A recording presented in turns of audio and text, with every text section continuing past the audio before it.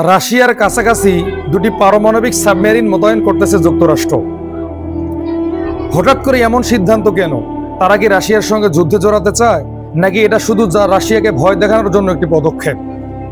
ঘটনার সূত্রপাত হয়েছিল রাশিয়ার সাবেক প্রেসিডেন্ট তিনি বলেছিল যে ট্রাম্প যদি বারবার রাশিয়াকে আলটিমেটাম দিতে থাকে এবং সময়সীমা বেঁধে দিতে থাকে যে ইউক্রেনে এতদিনের মধ্যে যুদ্ধ থামাতে হবে, তাহলে এই কথাকে আমরা কখনো মেনে নিব না এবং এটা রাশিয়ার অস্তিত্বের জন্য একটি হুমকি। তিনি এখানে আরো বলেছেন যে তোমরা ভুলে যেও না, যদি রাশিয়া কখনো আক্রান্ত হয় বা এরকম কোনো চিহ্ন বা আলামত সেখানে প্রকাশ পায়, তাহলে তাদের পারমাণবিক অস্ত্র কিন্তু অটোমেটিক ছুটে গিয়ে পৃথিবীর যে কোনো স্থানে আঘাত করে সেই দেশকে ধ্বংস করে দিবে। রাশিয়ার সাবেক প্রধানমন্ত্রীর এমন বক্তব্যের পরে ডোনাল্ড ট্রাম্প এই ঐতিহাসিক সিদ্ধান্ত নিল যে তারা পারমাণবিক সাবমেরিন মোতায়েন করবে রাশিয়ার কাছাকাছি। এখন প্রশ্ন হচ্ছে, রাশিয়া কি চুপ করে বসে থাকবে? আমরা জানি এই পৃথিবীতে সব থেকে বেশি এবং বড় এবং পারমাণবিক সাবমেরিন আছে রাশিয়ার কাছে। রাশিয়ার সাবমেরিনগুলো পৃথিবীতে সেরা সাবমেরিন এবং তাদের একটা সাবমেরিন দিয়ে পুরো পৃথিবীকে ধ্বংস করে দেওয়া সম্ভব। তো রাশিয়া এখন কি পদক্ষেপ নিবে? অবশ্য রাশিয়ার প্রেসিডেন্ট পুতিন এই বিষয়ে এখন পর্যন্ত কোনো মন্তব্য করে নাই এবং ক্রেমলিনও এই বিষয়ে কোনো মন্তব্য করে নাই। এখন প্রশ্ন আসে, যদি ডোনাল্ড ট্রাম্প এই পারমাণবিক সাবমেরিন দিয়ে রাশিয়ায় হামলা করে বসে, তাহলে রাশিয়া কি চুপ করে থাকবে? অবশ্যই না। রাশিয়া পুরো ইউরোপকে ধ্বংস করে ফেলবে যদি এটা বাস্তবে রূপ নেয়। আমরা দোয়া করি এবং আশা করি যে এরকমটা পুতিন করবেন না। এখন একটা জিনিস আমরা জানবো, ট্রাম্প প্রকৃতপক্ষে কি চায়? ট্রাম্প চায় যে ইউক্রেনে রাশিয়া হামলা বন্ধ করুক।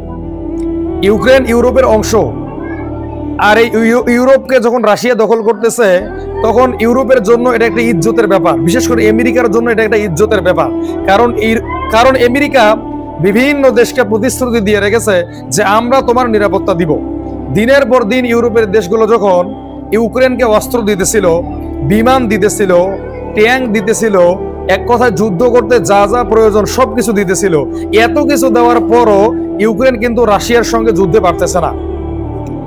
এজন্য রাশিয়াকে বারবার চাপ দিতেছে ডোনাল্ড ট্রাম্প যে যুদ্ধ বন্ধ করো, যুদ্ধ বন্ধ করো। কিন্তু পুতিন যে শর্ত দিয়েছেন এই শর্তে ইউক্রেন রাজি হচ্ছে না।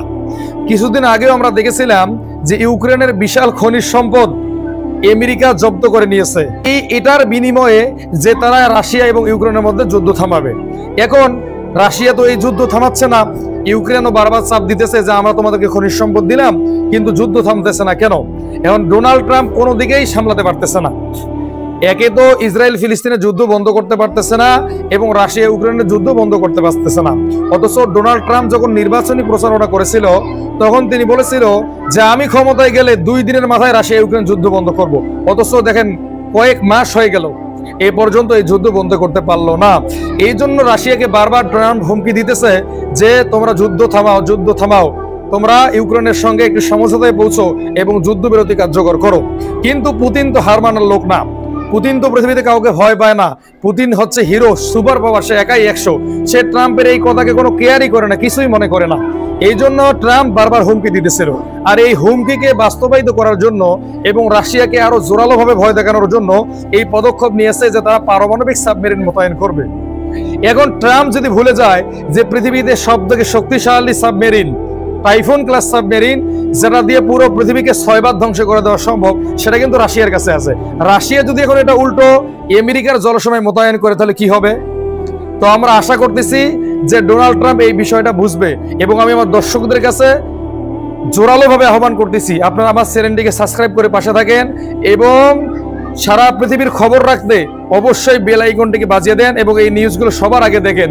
এবং আপনাদের ভালোবাসা এবং আপনাদের দোয়া নিয়ে আমি অনেক দূর এগিয়ে যেতে চাই। এই জন্য আমি আহ্বান করব অবশ্যই ভিডিওতে লাইক করবেন, কমেন্ট করবেন এবং শেয়ার করবেন। বেশি বেশি মানুষের সামনে এই নিউজগুলো প্রচার করবেন। তো ততক্ষণ পর্যন্ত ভালো থাকবেন, সুস্থ থাকবেন, আমার জন্য দোয়া করবেন, গোটা মুসলিম জাতির জন্য দোয়া করবেন ইনশাআল্লাহ।